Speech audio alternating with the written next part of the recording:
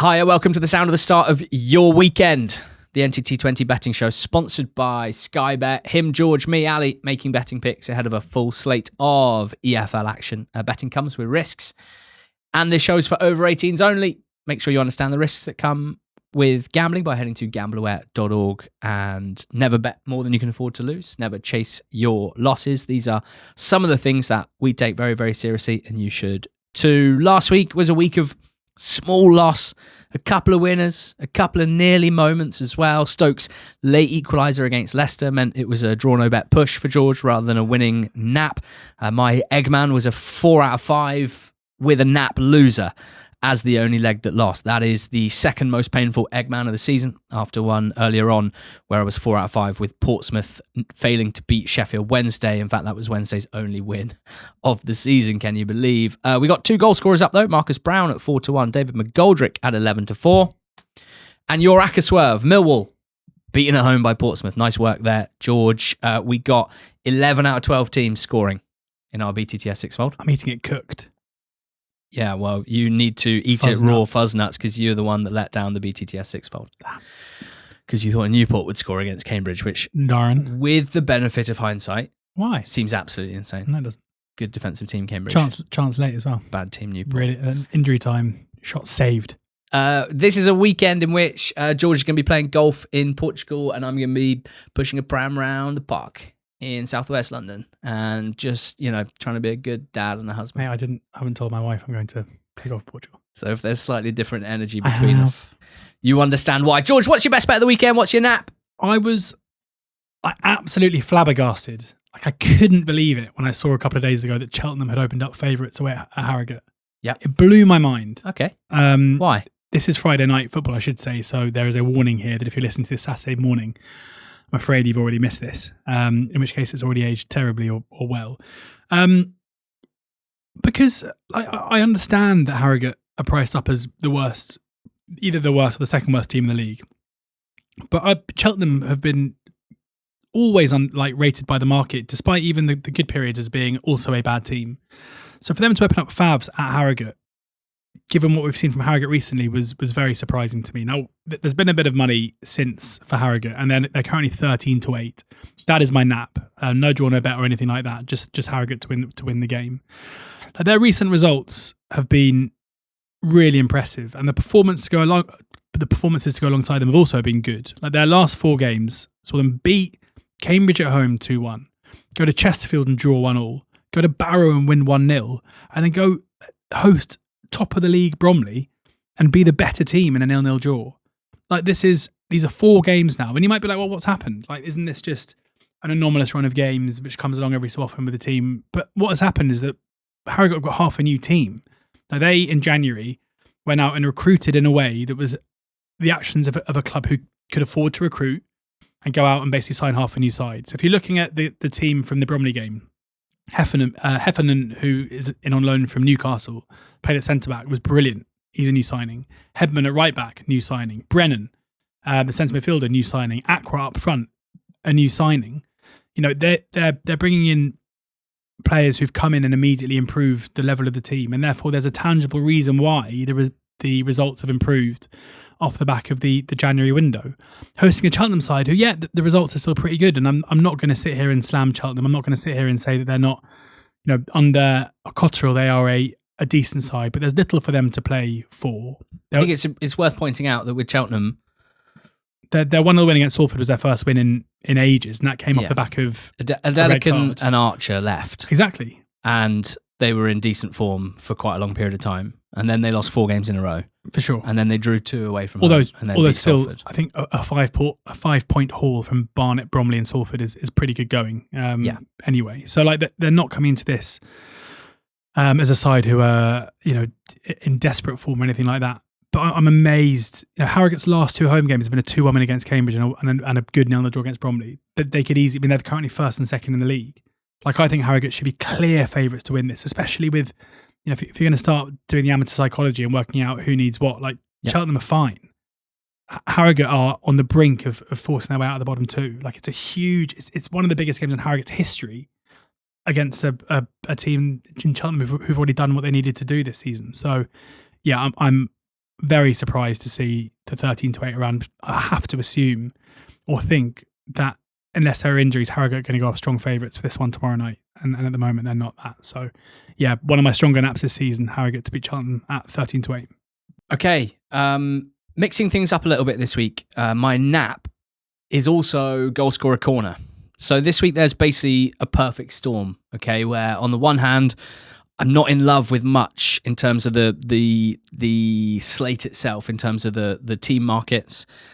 And there's a lot that I like goal scorer wise. And also, this is because El Arbitro Hugh, who keeps a spreadsheet of all of our picks and all of our stats on the betting show, he gave us a kind of overview of our stats recently and breaking it down by the category of our picks. And my highest ROI by miles this season is goal scorer corner. It's where I always felt I was best. That's why we increased it this season as part of my staking, and that's been borne out so far in however many weeks we've done, 30 weeks or so of the betting show this season. So with that, there's been a couple of winners recently. Marcus Brown last week, Ben Knight the week before, 4-1 winner, 11-4 winners. But I still feel like I'm close to something even bigger and better than that. There's been quite a lot recently that has felt very, very close to something really great rather than just other winners, smaller winners like that. So today, I want to basically increase the amount of points that I'm staking on goal scorer corner. That means I'm using the 2 points that I would normally go for a nap as part of goal scorer corner. So 4.5 points staked in total. With apologies to the purists and the traditionalists. Hey, you left the purists behind a long time ago. They're gone.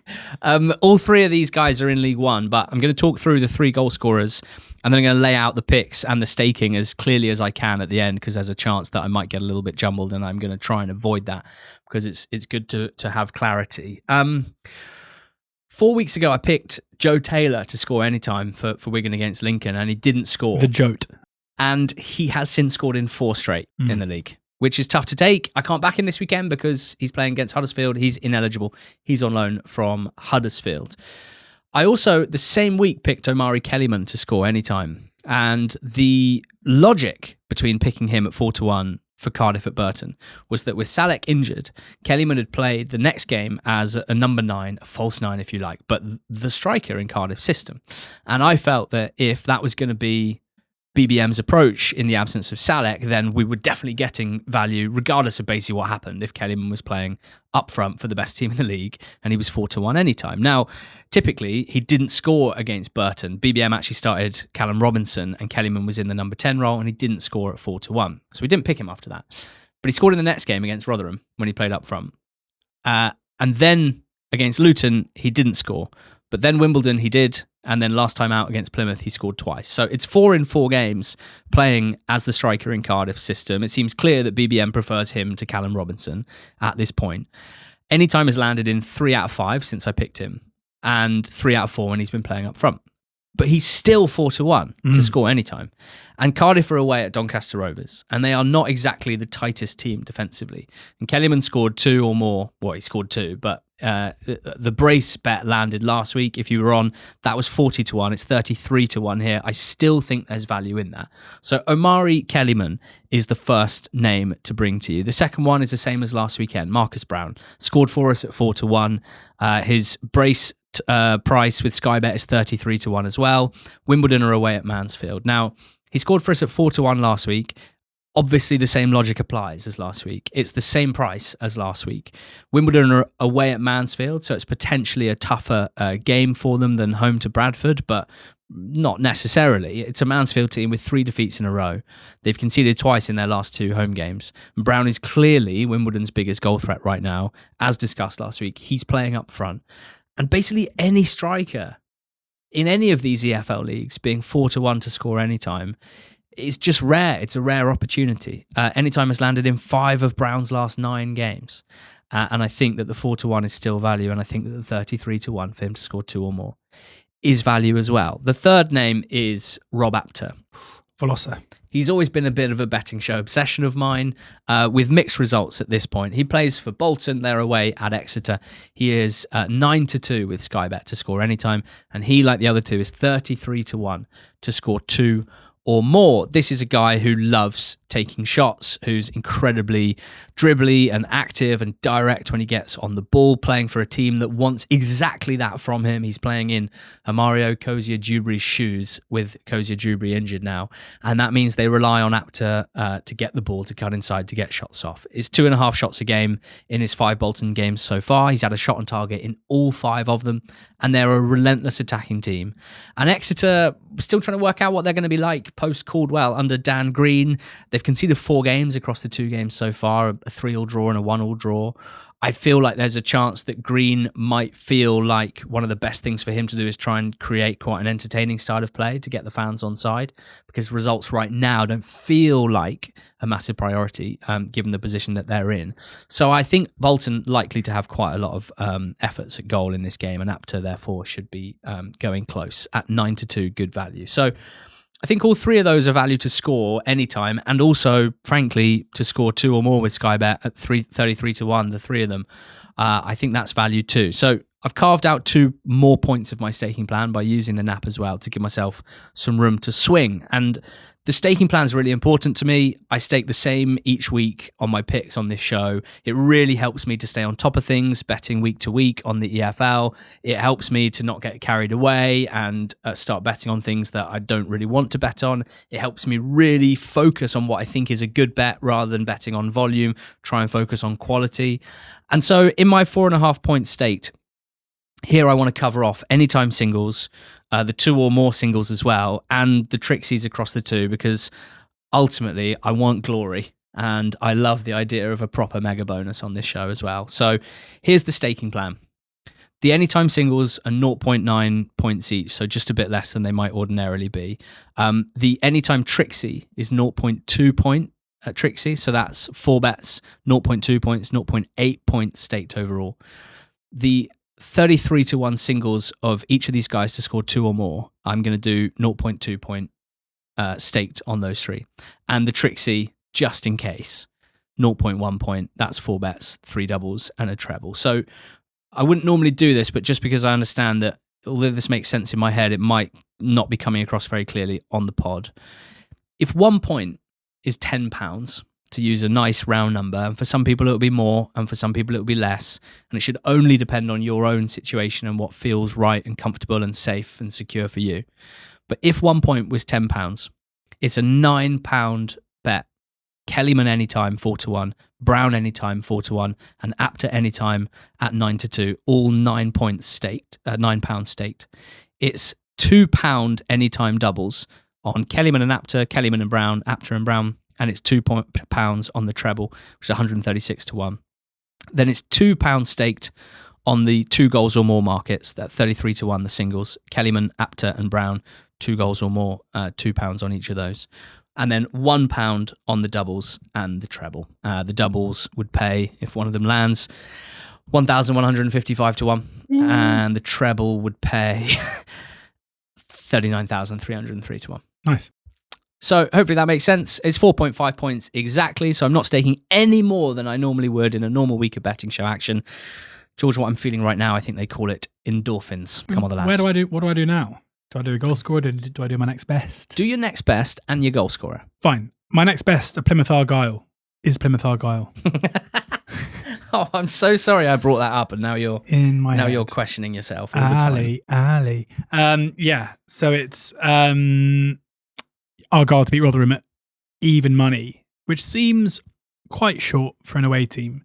I've had a look back at Rotherham this season and seen teams that have gone off similarly short when they've travelled to the New York Stadium. In September, Stockport went off odds on at Rotherham and beat them 1-0. Bradford went off 11-10 in early October and they drew 2-2. Kind of surprised me that they went off that short at that time. And then looking more recently, Huddersfield went off 6-5. Again, Huddersfield, a team that I wouldn't say the market is necessarily loved. That was just before Christmas. Beat them 3-1. And then I can't believe we let this go on back, or maybe we didn't. Like 2 weeks ago, Cardiff went off 11-10 away at Rotherham and beat them 3-0. Seems like a fair price. What I'm getting at here is 4 times a team has gone off like a similar, around about even money at Rotherham. They've won 3 times. And you've got in Huddersfield, a team that have struggled to really make their quality in terms of the players they've got count. In Stockport, you got a side that started pretty poorly, and that was quite early on in the season, but still beat them. Bradford, a team who've been up towards the top end, but haven't necessarily been seen as one of the best teams in the league over the course of the season by the market itself. And then a Cardiff's price recently that I'm very surprised went off as big as it did. Argyle at the moment are just on fire. They won their last 3 league games, beating Blackpool 4-0, beating Orient 3-1, and then, of course, on Saturday, beating Cardiff 5-2. Putting 5 past Cardiff, kind of the biggest sign so far as to the kind of form that they're in. Laurent Talai, coming back from injury, has been huge, and he scored a brace. I don't love the fact that they had a midweek game against Luton in the EFL Trophy, that they lost 2-1. I assume they had to travel up from Devon to Luton, back again, and then back up to Rotherham on Saturday. It's not ideal, but at least it came after a home game on Saturday. Tolai was rested for that game. Presumably he'll come back in for the game on Saturday. Rotherham Matt Hamshaw's job is seemingly under immense threat. Big links today that the hierarchy at Rotherham are courting Darren Moore. 4 consecutive defeats coming into this game. The back-to-back wins against Northampton and Exeter feel like a long time ago. They're not playing well. The results aren't good. They struggle to mount any kind of attacking threat against Bradford in midweek, having gone behind early with the tweet that we put out on NTT20 that Rotherham's goalkeeper had the highest XG for them in that game. So there's not much to love here. It feels like one of those home games where if things start going badly, it's going to unravel pretty quickly. I think Hamshaw will probably know that he's about to get sacked if they go behind in the game, and looks like it's lost up against an Argyle side who are in flying form and right on the brink of the playoffs. So I think they will, as many teams have done so, justify favouritism away at Rotherham, and I think they're a backable price to do it at even money. Nice. Goal scorers. You mentioned earlier that Joe Taylor is ineligible to play for Wigan, despite his recent goal-scoring form, because he plays for Huddersfield, and that's who they're playing against. Huddersfield's current performances still leave me a little bit cold. I put up David McGoldrick to score any time against them last weekend. He had a goal disallowed before scoring an absolute worldie from outside the area. Wigan host them, and Wigan have been better under Caldwell, certainly 11v11. The 2 red cards that they got against Stockport on Saturday didn't help their cause in a 4-2 defeat. But definitely from an attacking perspective, it looks like they've improved a bit. So who's going to profit from Taylor's absence? I think it'll be Dara Costello, who has scored 3 goals this season, but from 5.2 expected. His XG per 90 is pretty good. Certainly the positions he gets into for his shots are pretty good.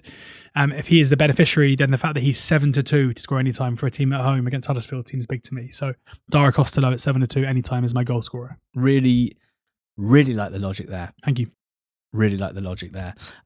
Before I do my ACCA, the Eggman, tell me what you're swerving, just in case I need to make some tweaks last minute. Mansfield.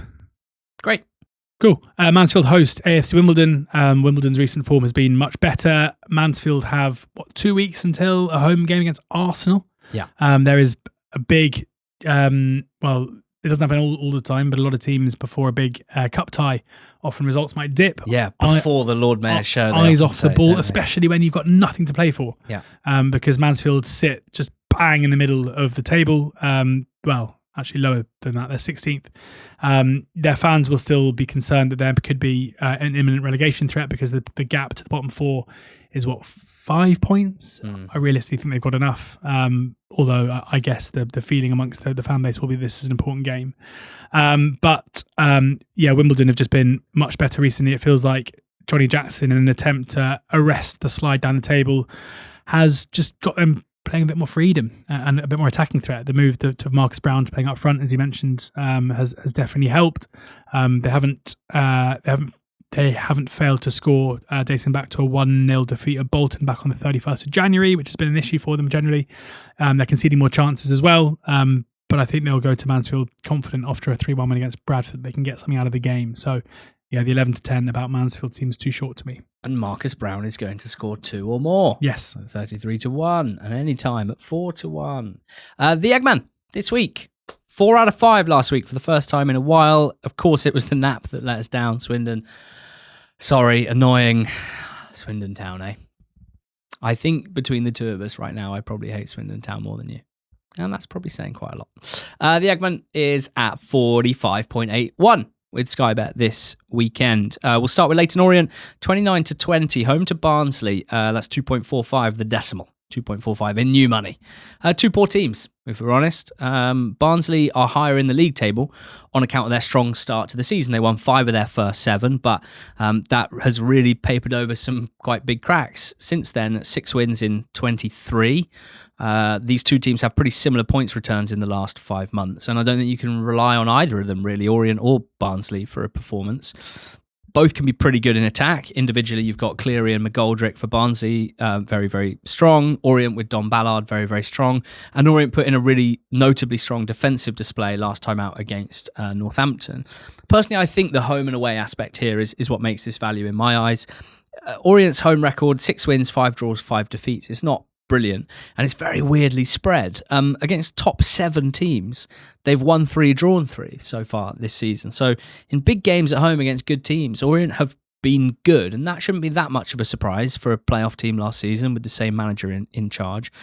Obviously, that means that there's been games against bottom half teams where they haven't been great, but I just feel like there's got to be something in that Orient can hit a certain level in home games, and that's what I'm kind of leaning on here. But also because Barnsley, they won their first 2 away games of the season. Since then, they've lost 7 of 13, only won 1 of those, and are conceding 2 goals a game away from home. Haven't won in their last 8 on their travels. They've lost their last 3, haven't kept a clean sheet in any of their last 13 away games. I think Ballard should score. I think Orient should win. I think 29-20 is a good price. I'm also backing Peterborough at Northampton in the derby this weekend. Now, Peterborough may have the funniest away record I've ever seen, because you can make an argument either way, whichever your angle is. They've played 17, no draws, lost 10, won 7. Now, 7 out of 17 isn't a terrible win percentage. 21 points. Home. 21 points from 17. Plus maths. It's feast or it's famine for them. Speaking of famine, the great Northampton Town win shortage of 2026. Since Christmas, Cobblers have been the worst team in the league. 14 games, 1 win, 4 draws, 9 defeats for just 7 points in 14. They lost at home to Vale in midweek, and as soon as Jaden Stockley's goal hit the back of the net, you heard boo! And last weekend, they lost at home to Orient, and you heard boo! Boo! It's actually angrier. The tone is way angrier. Boo! Boo! Boo! And that's understandable. 7 points in 14 is not great, and they're staring down the barrel of relegation. But Kevin Nolan's still in post as we record Thursday afternoon. Are Peterborough in good form? Not really. Thanks for asking. But they've won 5, lost 5 on the road under Williams. They can win as often as they lose on the road, and they're playing against basically the worst team in the league right now. So their record away from home against teams bottom half is pretty good. I think Peterborough, good price. Shrewsbury, I think they're going to make it 6 wins in a row, which is an insane sentence I never thought I'd say.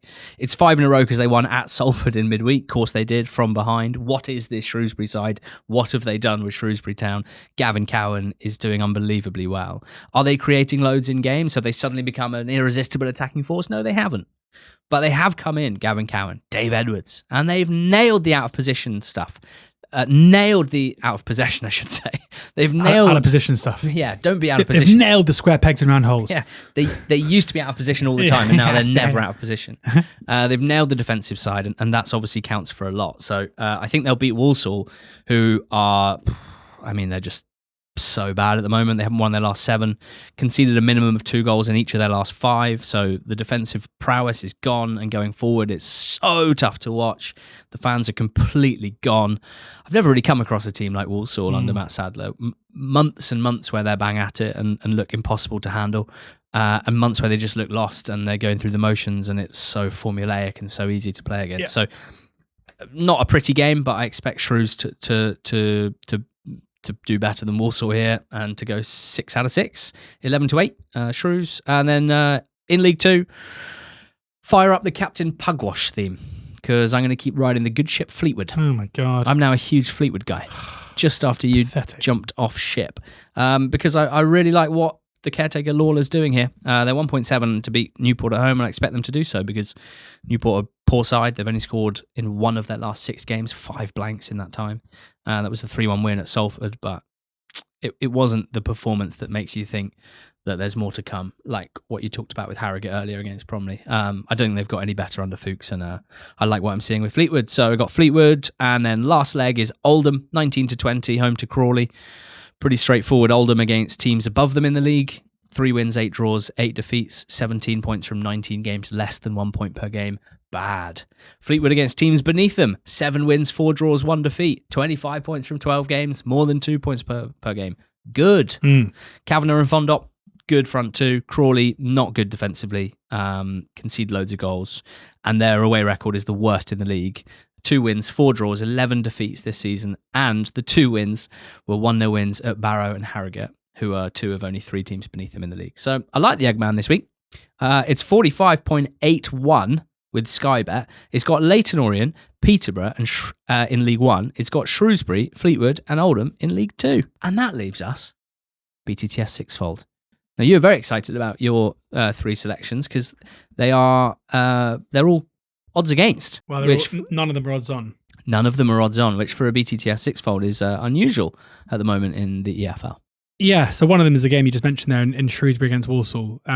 Just Shrews being a different prospect now to what they've been previously. I take your point that the defensive work is what's really helped them, but they're certainly their attacking threat and the goals that they're scoring at home. They've been good for most of the season, at least in the last couple of months before the manager change. Anyway, Walsall, I completely take what you're saying, but it's kind of do or die now for them, really. Like they still have a chance of finishing the top 7 if they can put a run of form together. They can't go to Shrewsbury and just sit off. I think they should be, certainly the onus is on them to go and win the game, which should help this. And it's even money for BTTS there. Stevenage Stockport is one that I'd be amazed if I put up a Stevenage game BTTS at all this season, because normally their games, certainly in the start of the campaign, were very, very low in terms of goal action. But it feels like in an attempt to try and find a way to steady the ship at Stevenage, Alex Ravel has kind of opened up a bit. If you're looking at their last 5 games, we've got 3-1, 3-1, 1-0 win, 2-1, 3-1. So 4 of their last 5 have gone BTTS. I mean, and you've got 3 games that have 4 goals, and I don't think that's really been put into the market yet. Stockport, obvious massive defensive issues at the moment. Their games are being very goalsy because, of course, they're still got scoring goals, the 4-2 on the weekend, but in midweek, defensively really, really poor. So 11-10 there seems like a massive price. And then Bromley Accrington. Accrington are generally quite a fun team this season. For the most part, pretty attacking, up against a Bromley side who conceded quite a few chances last time out against Harrogate. But as we know, basically always scored 2 goals at home, which is handy. That run ended recently, but they are pretty reliable when it comes to goals, but not the most solid when it comes to the defensive side of things too. They do concede relatively often as well. And again, that's even money. So yeah, 3 big price ones for me. Wouldn't really put you off backing them as singles. Stevenage, Stockport, Shrewsbury, Walsall and Bromley Accrington. Yeah, I'm adding Charlton Wrexham. Wrexham really on it in attack at the moment. It's possibly the most I've enjoyed watching Wrexham play since they've been in the EFL. Just really like the energy with which they attack, but also they're so clear on how to get the ball into the areas that create dangerous chances for them. The support that the attacking midfielders offer, Big Kiefer or Sam Smith, whoever's playing up top, really enjoy their performances in this position, in this team rather, and the wing-backs as well, Thomason, Kabore, whoever really, Longman I've picked out in the last couple of weeks for good stuff. Very, very, very potent, I think, Wrexham right now. So I think they'll score at Charlton, but Charlton themselves have scored in 14 of 16 at the Valley, so we should expect them to score as well.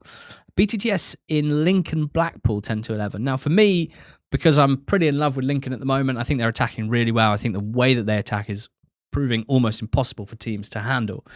This is basically a question of will Blackpool score? And it might surprise you that they've scored in 13 of their last 15. So that's not the problem for Blackpool. It's at the back that's the problem. And I can see them scoring against Lincoln. So BTTS, yes, there. And then Barnet Chesterfield feels like a kind of obvious one. 60% of Barnet home games have gone BTTS, 71% of Chesterfield away games. I mean, they're both really impressive technical teams with really good attacking patterns of play. They're both a bit wobbly defensively. and let themselves down a bit on that front. So I like this BTTS, yes, for sure. So because George has gone quite punchy here, it means that the price of the sixfold is, exciting. 48.11, so 47 to 1 with Sky Bet. BTTS, yes, in the Championship, Charlton, Wrexham. In League One, Lincoln, Blackpool and Stevenage, Stockport. And in League Two, Bromley, Accrington, Barnet, Chesterfield and Shrewsbury, Walsall. So there you go. Bit of fun mixing it up a little bit this week. Let us know what you think, George, if you wouldn't mind recapping your selections. Yeah, absolutely. My nap Friday night, Harrogate 13-8 at home to Cheltenham Town. Friday night. Yeah, Friday night, Claxon. Next best, Plymouth Argyle away from home at Rotherham at even money. Dara Costello at 7-2 for Wigan at home to Huddersfield is my goal scorer. And I'm swerving the Stags, Mansfield 11-10 at home to AFC Wimbledon. Last week, you were right in the middle of a stag party, and this weekend, you're swerving one. Yeah, so my picks are very goal scorer heavy this weekend. Omari Kellyman, Rob Apter, and Marcus Brown are the names that you really need to know. I'm backing them as anytime singles. Kellyman and Brown at 4-1, Apter at 9-2, a 0.9 point staked on those because we've got quite a lot else. We've got an anytime Trixie, 0.2 points staked. The doubles range from 24-1 to 26.5-1. The anytime treble is at 136-1, the 3. But I'm also interested in their brace prices, the 2 goals or more market with Sky Bet. They're all 33-1. I've got I've got 0.2 points staked on each of the singles and 0.1 points staked on the Trixie. So Omari Kellyman, Rob Apter, Marcus Brown to score 2 or more, 33-1, all 3 of them. That's 4.5 points staked exactly. The Eggman, which is a half-point accumulator, 5-fold at 45.81. Leighton Orient, 29-20. We've got Peterborough in there as well at Northampton. We've got Shrewsbury at 11-8. We've got Fleetwood at 7-10. And we've got Oldham at 19-20. And the BTTS sixfold has in the Championship, Charlton, Wrexham, League One, Lincoln, Blackpool, Stevenage, Stockport, League Two, Shrewsbury, Walsall, Barnet, Chesterfield, Bromley, Accrington. George, play well, swing straight. Thank you. Portuguese lager, if I had to do my power rankings for national beers. Yeah. Find them very sweet. Interesting. Find them intensely drinkable initially, and then quite quickly not very nice. I think where I'm going, they've got quite a few. I don't think we're short of Guinness and the like. Okay. It's golf country. It's golf country. All right. Thank you very much for listening and or watching on the YouTube channel. Thank you to Sky Bet for sponsoring the pod and to the Reverters. Go well.